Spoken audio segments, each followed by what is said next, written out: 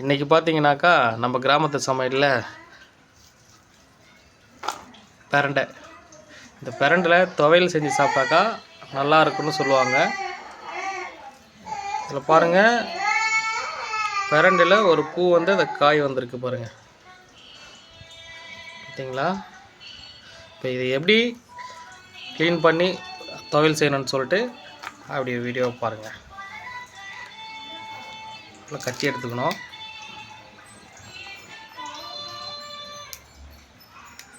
இது புட்டு ஒன்று தான் எடுத்துகிட்டு இந்த மாதிரி நாலா பக்கமும் பிஞ்சாக இருந்தாக்கா அப்படியே போடலாம். நம்ம தோல் இருக்குது, தோல் க்ளீன் பண்ணிப்போம்.